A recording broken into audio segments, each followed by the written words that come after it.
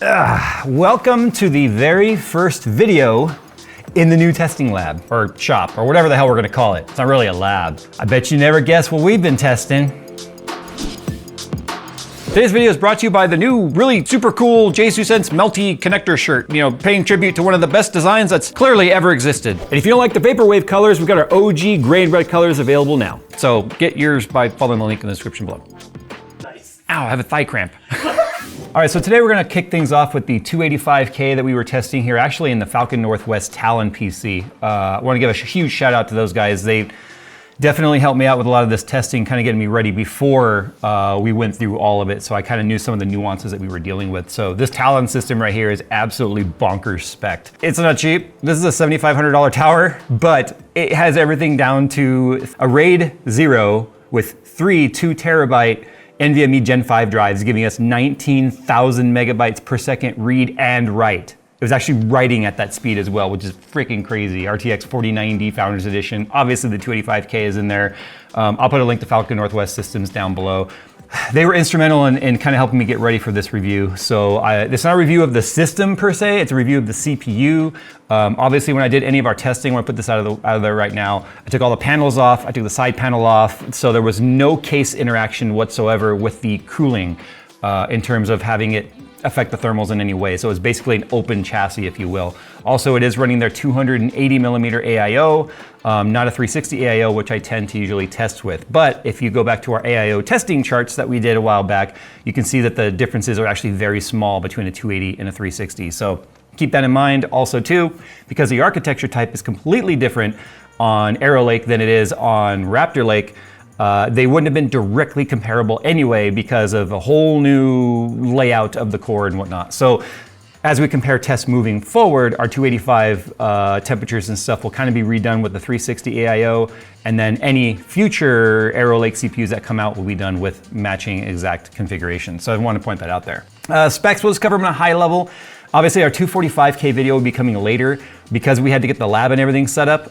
All time went into that, getting ourselves up and functioning, and to be able to put in the amazing amount of hours it takes to test these CPUs. So anyway, bear with us, the 245K is coming.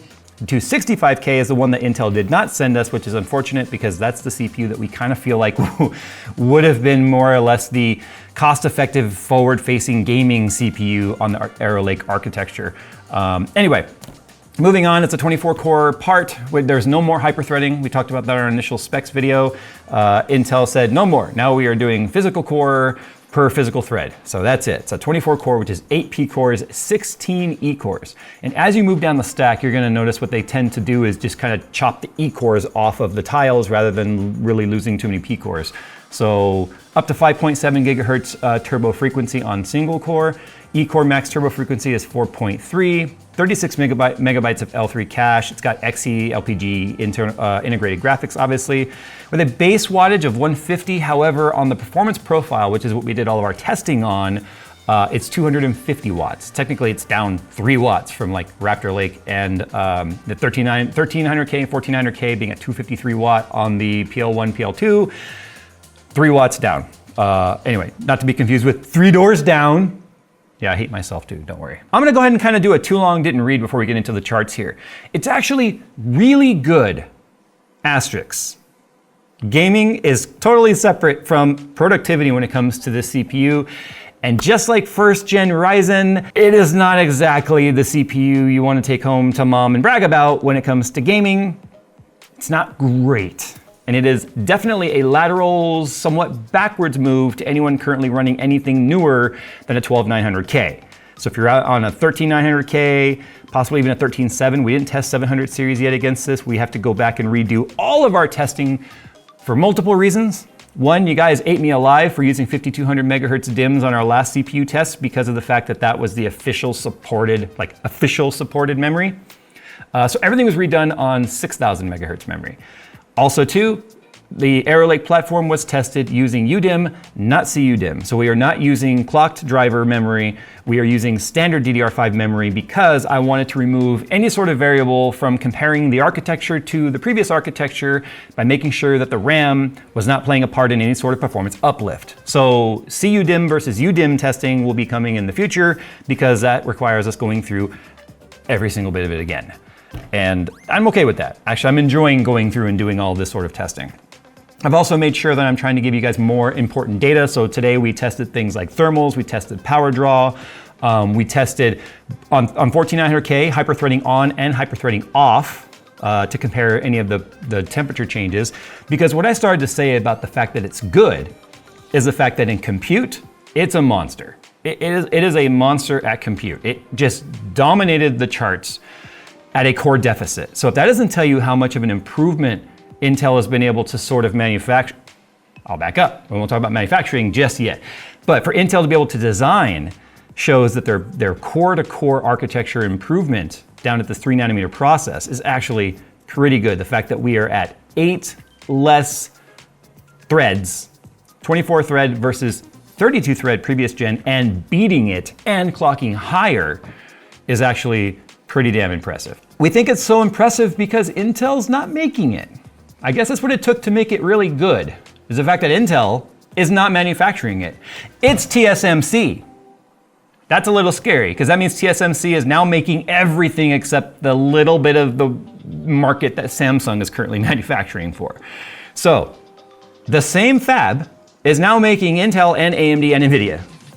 So y'all want to get, really think about who the monster is when it comes to tech. It's not NVIDIA, it's not Intel, it's not Apple.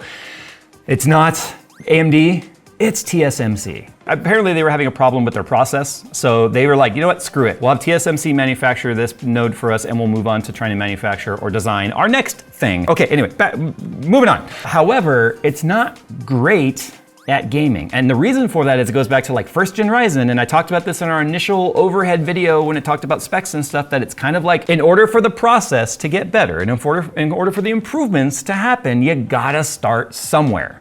It's kind of like when the first multi-core CPUs came out, like Pentium D, right? Or you got the Phenom platform that came out with AMD way back in the day. No software utilized more than one core at the time. And all the discussion was that that's stupid. Why are you buying something that can't be used? Well, the tile designs now are something that are creating nuances when it comes to schedulers, instructions, and everything else to have to start to be able to utilize the way that the tiling is in this, the CCD chiplet design on AMD or the tiling design on Intel creates new nuances. And then when it comes to gaming, that nuance is actually increased latency. So it's about 17 to 20 nanoseconds slower when it comes to that increased latency than prior. So, and that actually shows in games. Let's go ahead and get right into our charts. We'll start with the compute stuff because that's where it's impressive. Now, speaking of schedulers and instructions and all that sort of stuff, we are on the latest 24H2,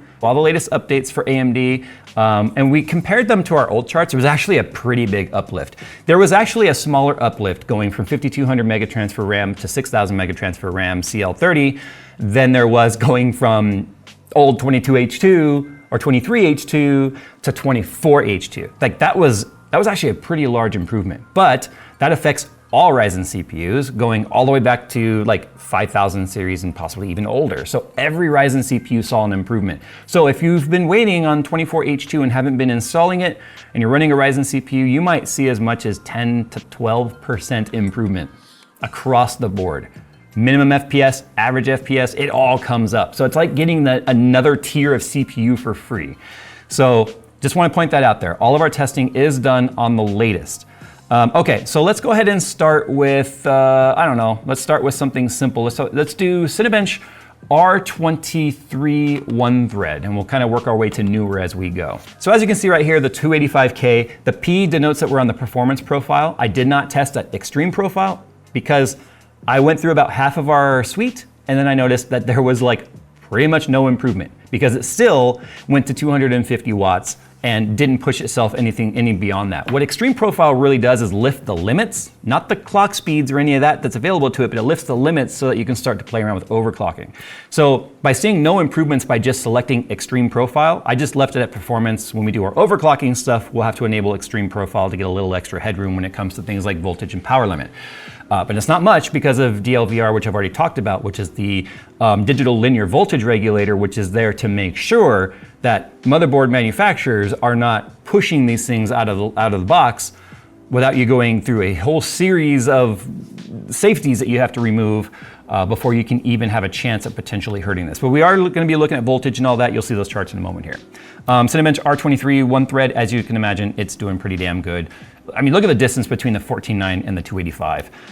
If we look at the Cinebench R23 multi-thread score, it's a huge jump, actually. In fact, the 14900K and 13900K saw a reduction in score when the whole Intel problem happened because of the fact that so many of our test platforms were automatically pushing the limits to unlimited watts and unlimited power draw because motherboard manufacturers were trying to have an edge or a one-up on other manufacturer to the point to where they just ended up removing all limits. So as soon as Intel put the reins back on, pretty much all 13th and 14th gens saw a performance reduction, whereas all AMD CPUs with Windows updates saw an improvement. That's the world we live in, folks. Anyway, moving on, 42,311. That is crazy. I could only get that if I had like a 340 watt power limit enabled on a 14900K with like open loop water cooling and going in there and doing extreme voltage tuning to try and push the clocks. Now, in terms of clock speeds, I didn't do a clock speed chart, but I want to tell you right now on the all core, I was seeing 5.3 gigahertz all core out of the box, touching nothing at the 250 watt power limit. The 14900K does not do that. At the 253 watt, it drops to about 4950. 5.3 was advertised out of the box. But really, unless you can keep the temps very under control, which is very hard to do with a 14.9, 42,311. It's pretty nuts. The 9950X was super impressive at over 40,000, and then the 285 came in at, again, an 8-core deficit and just did a very good job, actually. If we take a look at R24, which takes advantage of the more modern kind of process, you can see the 285 on top again. You can see the 14.9, 13.9 underneath the 9950 and 9900, which is kind of exactly as our testing for the 9000 series showed. All of our 9000 tests, like I said, were redone, so keep that in mind. These are not old scores. And then multi-thread, it is way out in the lead right there. 9950X right behind, 14900 and the 7950X, 13.9. So when it comes to compute, it definitely is having no problems whatsoever getting the job done. So if we look at the Blender test though, only a marginal improvement over the 9950X. But again, if we compare the prices though, the price of the 9950X kind of went up, which is weird because I've heard reports that it actually went down, but I checked actually as of the filming this video to make my price chart, it's $708. It went up from $649 to $708. Which doesn't make sense because every, like the 9900X, the 7950X, the 7900X, they all went down. But the 9950X went up. So maybe it's kind of like the 7800X3D being the GOAT at gaming.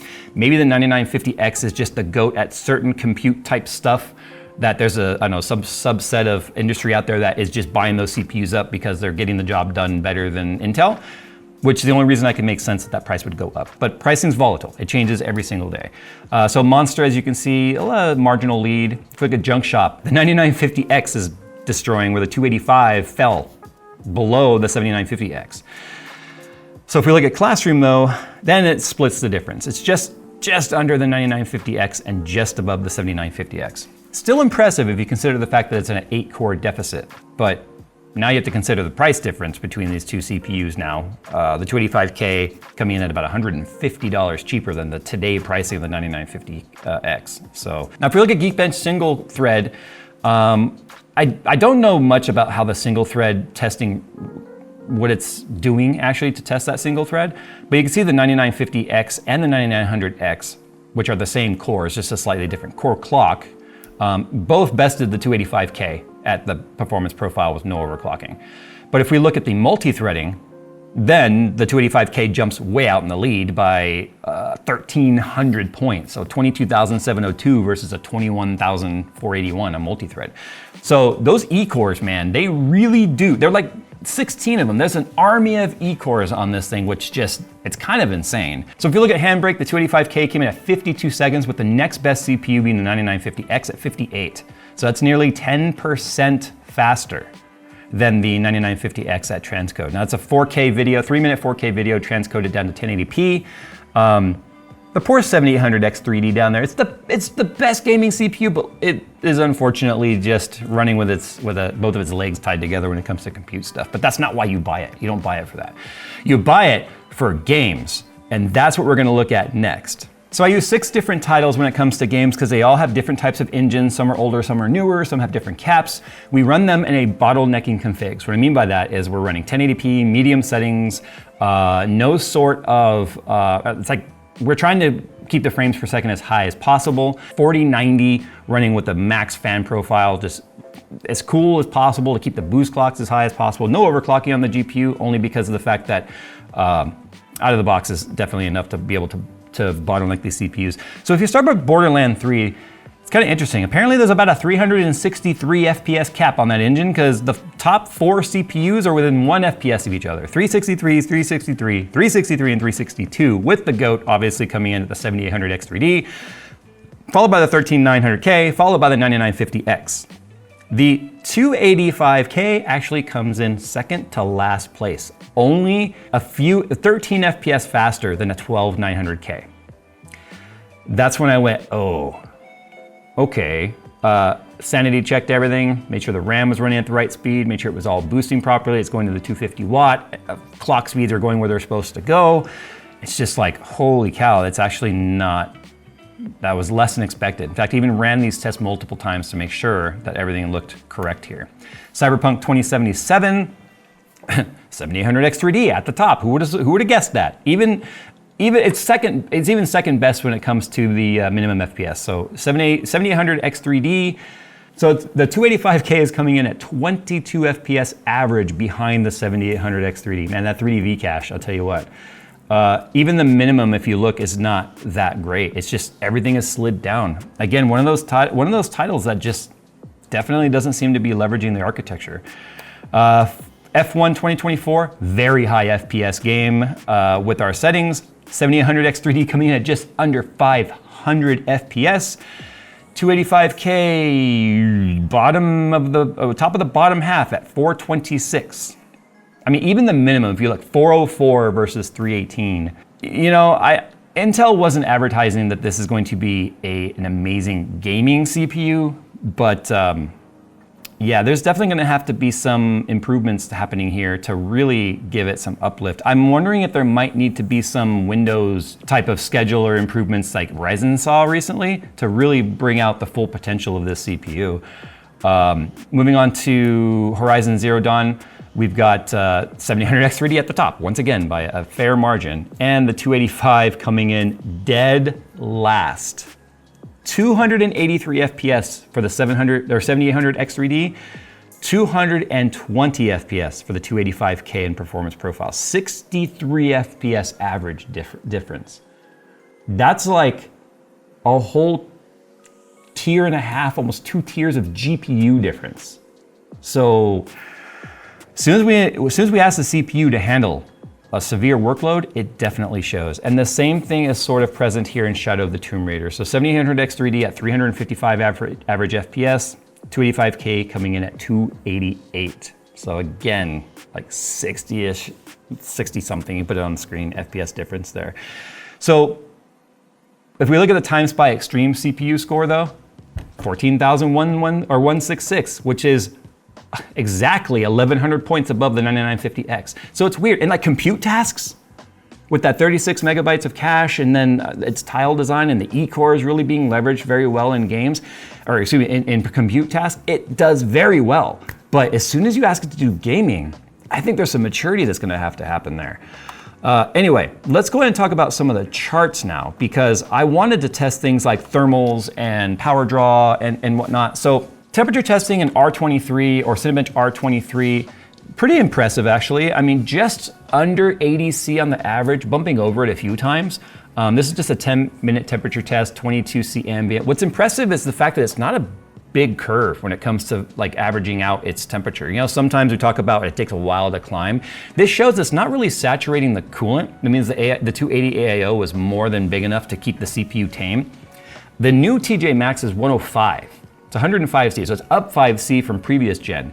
But we're seeing about a 10 to almost 15 C drop between where the 14900K launched at. Again, the 253 profile was not like the launch profile we saw. So we saw almost every CPU, 14900K and 13900K, hitting the 100C max out of the box, regardless of what kind of AIO you had. But out of the box now, we're seeing this thing definitely has the safeguards in place, and you'll see that. But before we get to that, the temperature curve is very flat. Like a little curve at the beginning, and then it's flat. But look at the end of the test. As soon as the test is done, it drops under 40C instantly. So that shows you that's just an extremely efficient type of heat extraction, if you will, out of the IHS design. Now, for funsies, I wanted to see what would happen if I took the 14900K and did a comparison between hyperthreading on and hyperthreading off to see if this is where a lot of the temperature improvements were coming from on Core Ultra 9 or Core 9 Ultra 285, the new stuff. So anyway, as you can see with the hyperthreading on, pretty standard. We're up in the high 70s, low 80s in the Cinebench R23. And as soon as I turned off hyperthreading, not only did we obviously lose a bit of performance, I didn't put a score up here, but you can see we lost about 8 degrees Celsius. Now, as you can see, it's bouncing around obviously as the temperature progresses and the test progresses. But on the high side, the biggest gaps I was seeing about 11C difference, and then on the more average gaps, if we average out like a rolling average of temps, it's more like 7 to 8C difference between the two. So although there is a temperature drop by turning off hyperthreading, obviously I think some of the core architecture is more responsible for a lot of the temperature drop, not just the fact that there's no hyperthreading. And in fact, if you have an Intel CPU with hyperthreading, you can turn yours on and off in the BIOS and you'll see the same kind of changes or difference that we just showed you here. If we take a look at the voltage though, so this is the same 10-minute R23 test, multi-thread test. You can see that it spikes above 1.2 just a little bit, but again, you can tell 1.2 is like the hard limit. 1.2 volts is like where it's saying don't try and go beyond that. I saw 1.227, which is the highest spike you see on here. So at the beginning of this test, when you see the bunch of fluctuations, that's when I started the logging, but I hadn't started the test yet. So you're gonna see fluctuations based on background tasks that are taking place, but as soon as the test starts, you see it is locked. Now these low spikes that you're seeing is actually between the tests. So as soon as the test is done, that load is dropped. And like I showed you at the end of the temperature test, how fast the temperature drops. If you take a look at the voltage, you can see because the voltage drops so drastically, that's why the temperature drops like that. So it drops to it's like 0.885 or so average when you're just doing normal stuff. So it's actually pretty impressive how low they're able to keep the volts on this. But again, the fact there's no hyperthreading actually helps a lot with thermals, and it helps a lot with the voltage. This is a 10-minute power test. Now you can see each major dip, again, is every time Cinebench restarts itself. But look at just how steady the power is at 250 watt. Like that, you can tell now it's definitely adhering to the wattage limit. That shows that it's obviously active out of the box. Didn't change the power profile on this. It did come with the performance profile going automatically. Now we're gonna use OCCT, which is a more varying kind of test. It does AVX instruction, but it kind of varies the way that load is. So instead of Cinebench R23, which does a very consistent drawing in the picture and then restarts the test, this is more consistent now where you're not gonna see these drops in temp. But you can see the temperature fluctuates kind of all over the place, but it's going up and down right on that 80C line. So we're getting nearly 25C of headroom before we would ever start to see any sort of clock variation.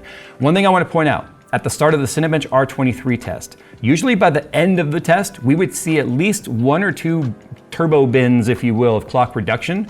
On Intel, it would start at like 5.2, 5.3, and by the end of the test, it's like 4.950, like we've talked about. You would see the test scores drop as it goes. What I noticed here was in Cinebench R23, 5.3 locked on the P cores, 4.3 locked on the E cores, did not fluctuate. It stayed across the board. So I think that's why in compute, we're seeing some really good uplift in performance too, because there's less clock variation. And then you can see with the temperatures here in OCCT, just how true that is. And check out the voltage in OCCT. Can you tell where the ceiling is? 1.2. It went above 1.2 one time at the start of the test, and it's actually when it loaded the test, and it went to like 1.23, and then 1.2 is exactly, it looks like it hits the ceiling. It is perfectly flat.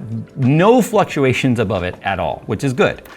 And then if we take a look at the package power, Here it is OCCT, it just looks like a table because of the fact that it is. 250 watt is all you get. You're not getting no more unless you go in and modify that with the extreme profile, which I have not done yet. So let's talk about games though, because gaming is where you're gonna spend a lot of your time, at least my audience here. So you can see if we take a look at the Cyberpunk 2077 temperature test and sitting there with, pretty much I did 1440p ultra settings with the 4090. I put it in a more real use case where the GPU is definitely gonna be our bound 1440p, probably not fully bound with the 4090. That's a good trade-off between CPU and GPU, but look at the temperatures. You see the spikes in the start of the test. That's when the game was loading. That's why I'm in the menu and all that. And then as soon as the game starts, you can see we're staying in between 50 and 60 C across the board. Now, I was kind of curious what that meant for the core voltages, because just like we talked about, when the clocks go up, especially single core up to 5.7, the voltage has to go up to support that too. So I monitored the voltage on P-Core 13, and the reason why I monitored 13 is that is the identified best core in the set. Now speaking of P-Core 13, you might be like, well, wait a minute, there's not 13 P-Cores. I think Hardware Info needs some updates, because if you actually look at the ordering of it, and 13 and 14, 900K, 1200K, all the P-cores are listed as a block, and then all the E-cores under that. But this was like P-core, P-core, E-core, E-core, E-core, P-core, E-core, E-core, P-core, P-core, E-core, E-core. It was like random numbering. So P-core 13 is the 13. Lucky number 13 is the one that was identified though as the favored thread. So that's going to be the thread that's doing the most work versus the whole bunch in the CPU. So. And what do you see right here? A little bit of a heartbeat at the start while we're starting the game, and then again, 1.2 across the board. It's actually pretty impressive how well they're able to keep the voltage and stuff under control. You know, the kind of stuff consumers expected in the last gen. I guess maybe we're asking too much here. And then if we take a look at package power, you can see it's pulling about 120 watts, 123 watts, spikes up over 150 at the start, again, when I'm loading the test.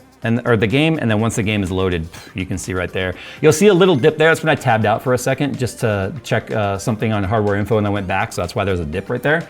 But once again, as soon as you stop the game, it's only drawing about 18 watts at idle. So it's pretty impressive. So yeah, there we go. That's the 285K. I was hoping for more in games, I truly was. And again, this is only a sample of 6 games. There's gonna be all kinds of crazy variations in gaming. I mean, I didn't see personally any of the uplift in some games like Intel was talking about in their slides. I definitely saw the fact that compared to the 13 and 14 900K, I saw a pretty much across the board reduction in performance versus those CPUs, at least in these 6 titles. So this is when I would highly recommend you go and watch other channels to get as much, I know you already do, but get as much information as you can from different testing methodologies for folks to give you kind of a good idea of this is a CPU that's right for you. Would I recommend this CPU? That is a big loaded question. And let me say why. Compared to like the 12900K and whatnot, it's an upgrade. Compute wise, anything that needs CPU intensity, yes. When it comes to games, even some of the games were not, like, it wasn't that much better than a 12900K.